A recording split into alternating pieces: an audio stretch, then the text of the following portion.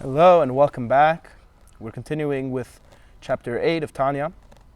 And to continue our theme over here, what we're talking about is we're getting into the crux of what's working behind the scenes in this world.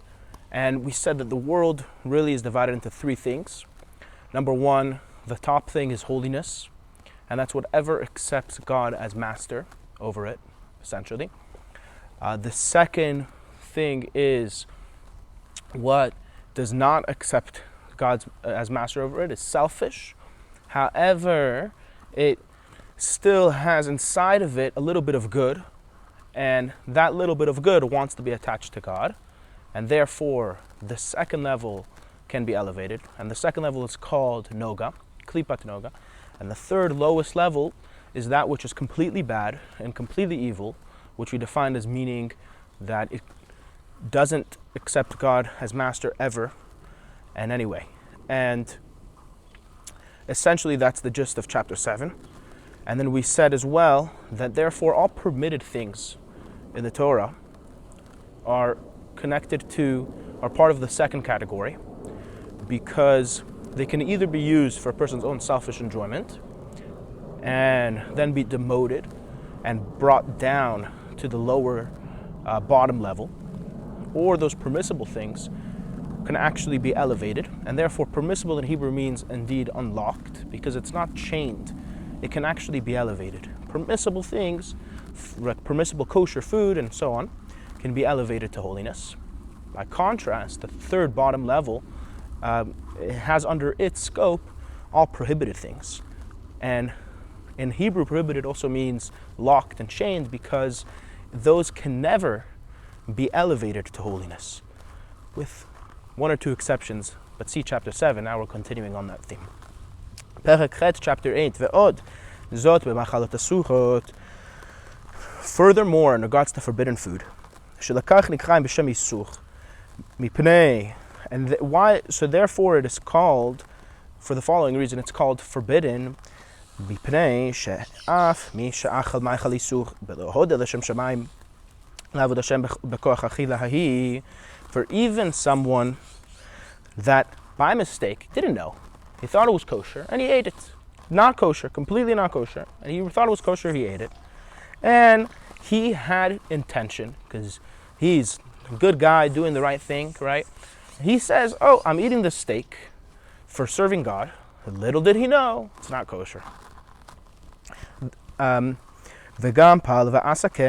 in fact, thereafter, he did indeed use that energy that he received from the non-kosher food to serve God, to pray, to learn, to do a mitzvah. He said words of Torah, he prayed with the power that the food gave him.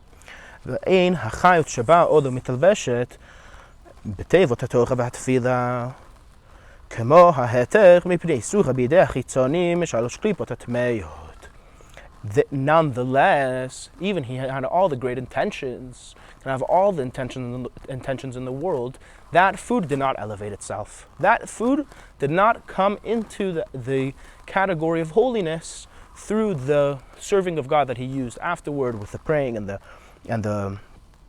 Torah, just like permitted foods can do, because it is, like we said, chained and locked in the hands of the Sitra Achara, which is the name of the lowest bottom level of the three klipot which are impure, as we explained. Vafiluhu isur de Rabbanan, even a seemingly more lenient thing that's forbidden by the sages, not directly by the Torah, but the sages forbid it. Even a forbidden thing by the rabbis is also not able to be elevated, because the things that the rabbis instituted are more stringent. They made their words more stringent than the Torah's prohibitions.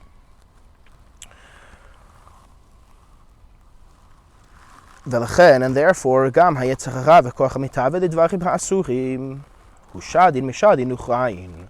Shu hayetzer hara של אומת העולם, שנפשותיהם משלוש קליפות הטמאות.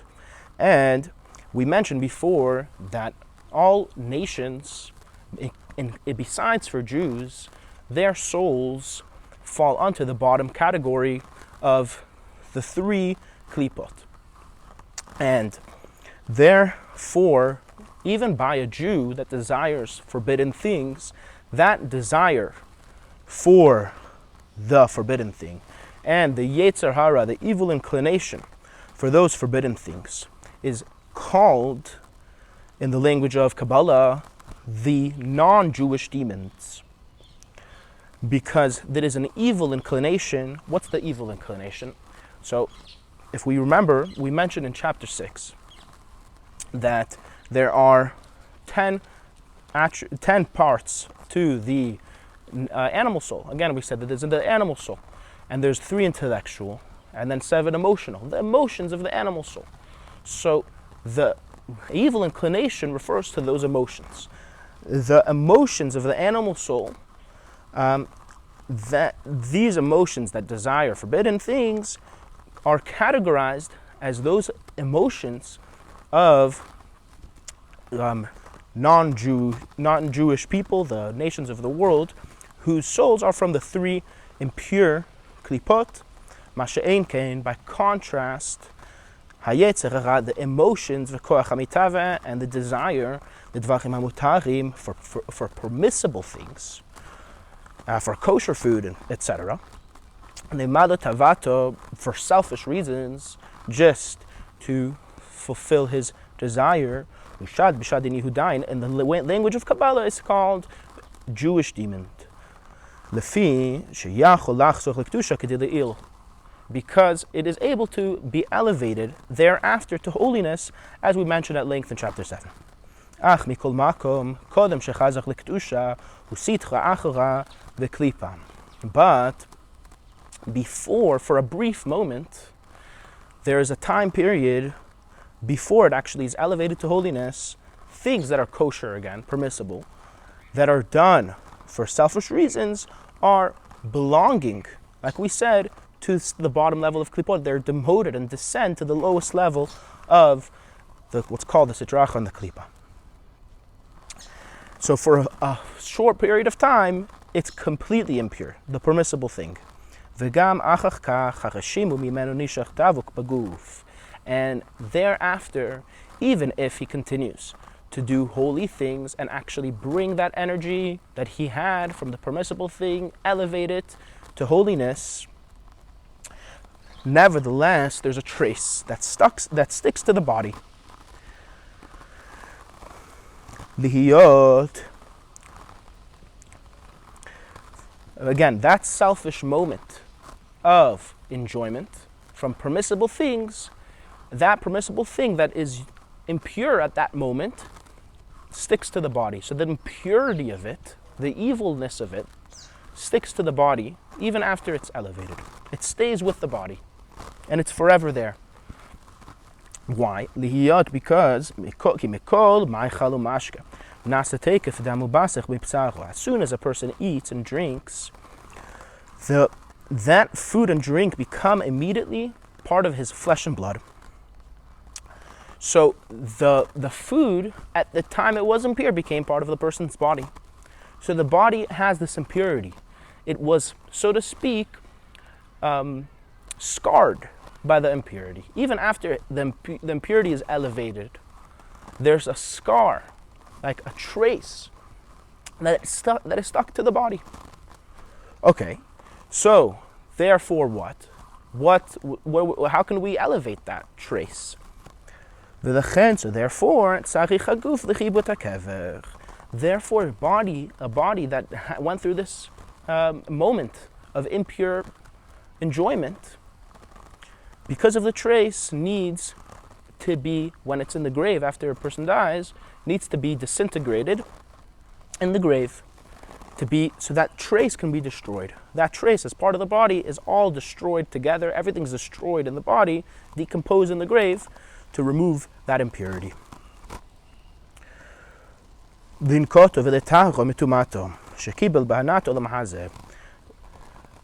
clean the body and to purify it from its impurity, which it received from pleasures of this world, the tainugav mitumat klibatanoga, from the permissible foods and permissible things that come from the realm of the middle level, which is called klipatanoga, the shadin yudain, and Jewish demons, as we said.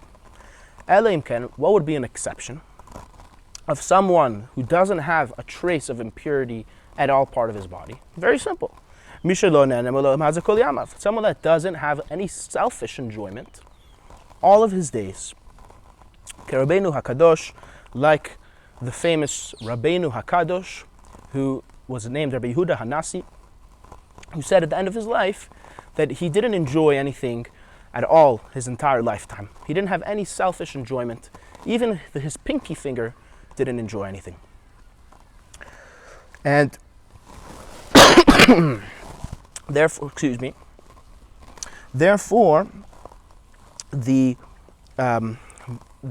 a person like that, who never had any impurity in his life because he never did anything selfish, really, his body doesn't decompose in the grave. And in fact, therefore, there are many stories of bodies, of corpses, of holy, righteous people, as Rabbeinu HaKadosh, whose bodies were dug up many years after they died, and yet their bodies were found intact. And the Gemara, the Talmud in Tractate Shabbat, on, if I'm not mistaken, page 152b, says over there that even such holy bodies like these people, that their bodies literally don't decompose, still, right before the resurrection of the dead, they will decompose briefly. They'll decompose, and then all the bodies will be resurrected. So every body eventually is going to decompose. It just depends when, basically.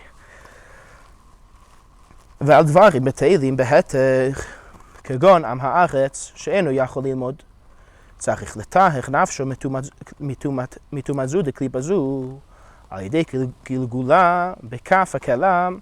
So now, empty things that are, again, permitted. Permitted is the key word over here, yeah? Like, for example, simple people of the land that don't have the ability to learn Torah the whole day.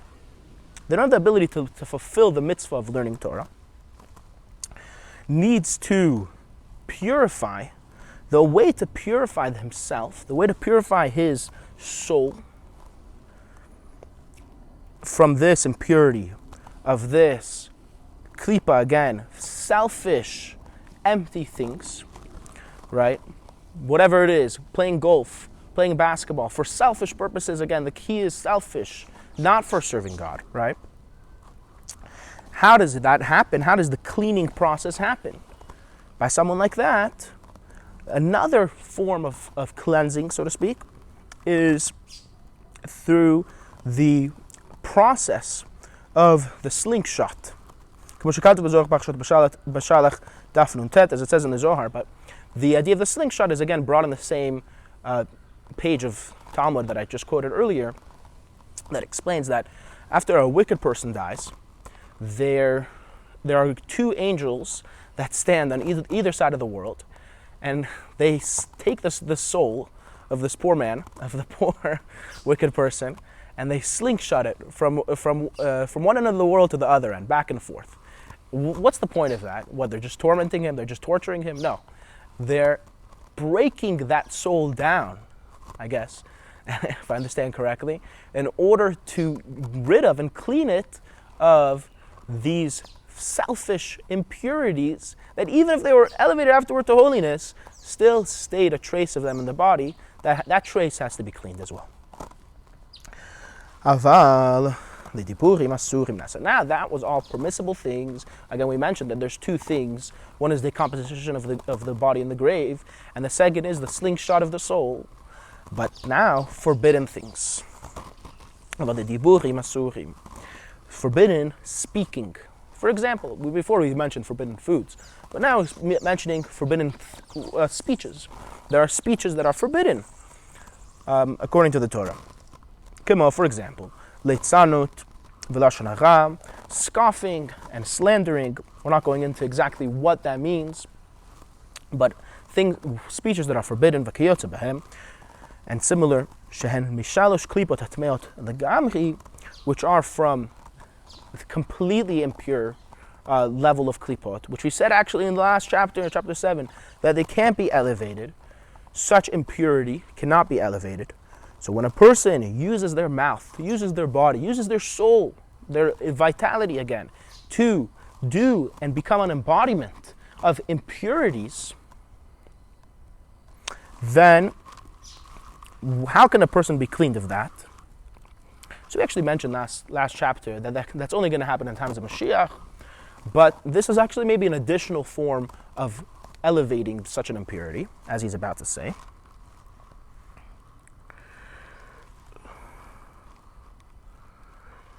Ein kaf hakela levado moed etayich ulhavich tumato ma'nefesh. It's not enough for the soul to be slingshotted, like we said, to clean and to purify and to cleanse the impurity from that soul. Therefore, you need a process of purgatory, of Gehenna, of hell, which is a fire. Essentially, hell is a fire. And a soul that has done forbidden things, the way to elevate the soul is through going through the fire of hell. The fire of the hell is going to basically clean away any impurities, and therefore allow that soul to elevate to heaven. So now, another thing that is forbidden, as we mentioned in chapter 1, is being idle from learning Torah. Someone that has the ability to learn. We mentioned now, just earlier, when we said, talking about things that were permitted, we're talking about someone that wasn't able to learn Torah. Now you have someone that's literally able to learn Torah. But what? He doesn't do it. And he decides to involve himself in just empty things, which again is forbidden. It's 100% forbidden. As we mentioned in chapter 1, it's not enough to slingshot the soul, to clean it and refine it. Again, we're trying to refine the soul. This whole process, what's the goal?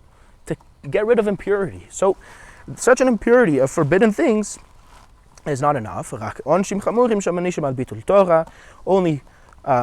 severe punishments that are given for being idle from learning Torah, bifratut, that are the specific punishment. Specific punishments, which are not enumerated here. Milvad onesh haklali, but the general, besides for the general punishment, l'kol bitul mitzvot machmat atzlut, that anyone that is idle from doing a mitzvah because of laziness, just simple laziness, the general punishment of that is begehenim shel shelig, is to actually go through hell of snow. So again, before we mentioned hell of fire, now I'm mentioning someone that's just lazy. How do you clean off such an impurity that is, again, a laziness of something that's forbidden, staying idle from doing a mitzvah, going through hell of snow, the soul going through the process of hell of snow, refines it and cleans it. Again, we're trying to refine it in order to be able to elevate itself to go to heaven. Explain something else, somewhere else.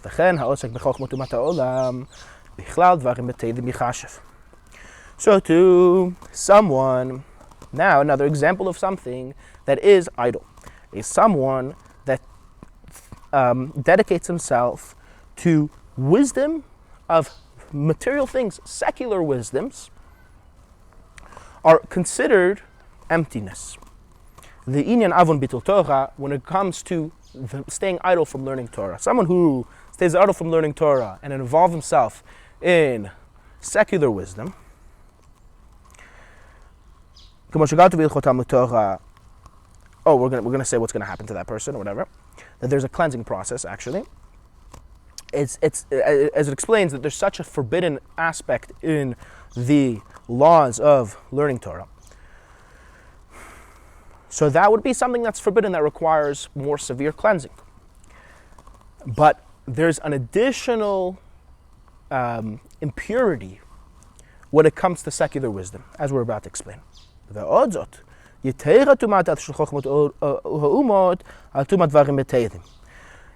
More so, the impurity of secular wisdom is greater than the impurity of empty things. Why?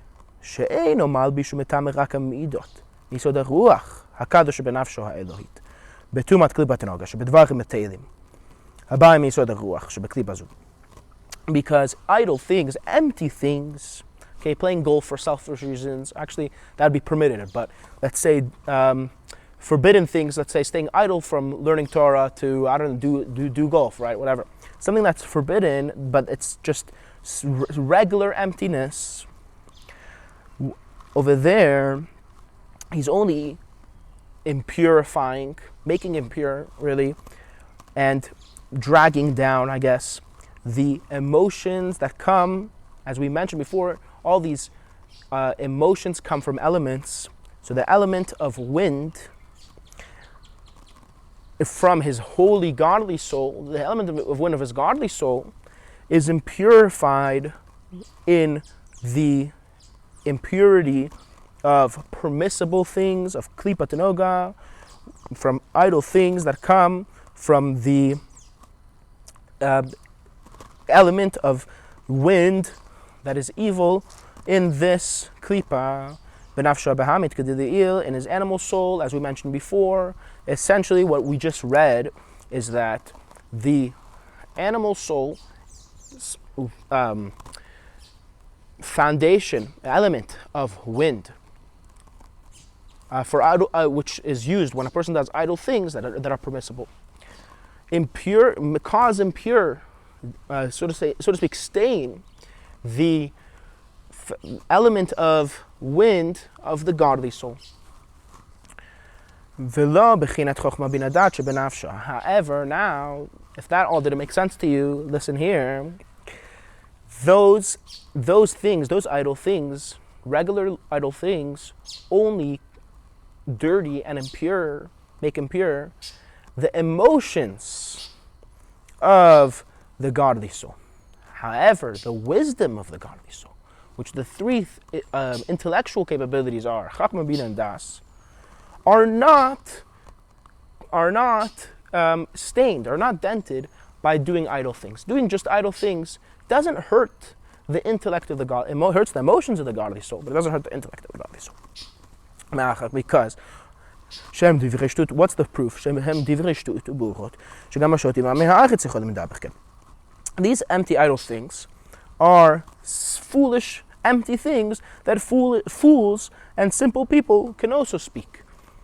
And that's a sign, because dumb and foolish people can involve themselves in idle things, that's a sign that it doesn't actually take any wisdom to do that. So a person that does such things, he doesn't actually dirty his wisdom, of his holy wisdom of the godly soul. But much worse than idle things is secular wisdom. Why? Because as follows.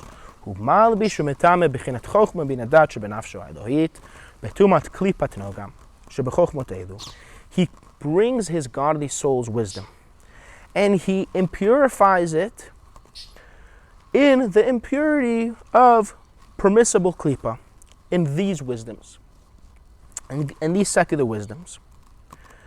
So now he's actually causing his intellect to become impure too. Which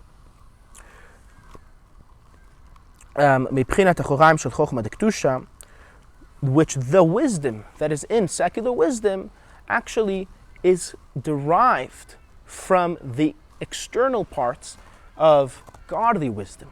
Godly wisdom, at a certain point, had in a higher spiritual realm an issue, so to speak, that's called the breaking of the vessels. Basically, to put a long story short, there was so much light above in spirituality, in godliness, that it actually broke down into the worlds, and the aspect of godly wisdom up above that broke and shattered came down and enclosed itself in secular wisdom.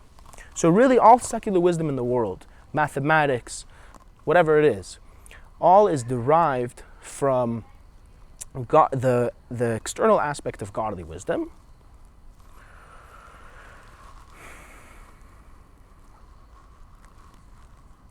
As it's known by those that learn Kabbalah. So now that would actually, a person that involves themselves in secular wisdom impurifies his godly intellect unless he uses the permissible secular wisdom, mathematics and so on and so forth. He uses them otam. He makes out of that wisdom an axe to chop with. Dehainu, what does that mean? That he takes advantage of that secular wisdom and uses it as an axe to chop with. Dehainu, that means he takes that secular wisdom and uses it to gain wealth, to a lot of wealth, in order to serve God. Or for another example would be that he knows how to use that secular wisdom to serve God, or for the Torah. And that is the reason that we see that great rabbis in the past, like Maimonides and Nachmanides, involve themselves in secular wisdom. They did so in order to elevate it to holiness. And all things that are permissible, going back to the thread that we've been mentioning in the past chapters, anything permissible, like secular wisdom, can be used for serving God and elevated to holiness. Thank you very much for joining, and we'll see you next time.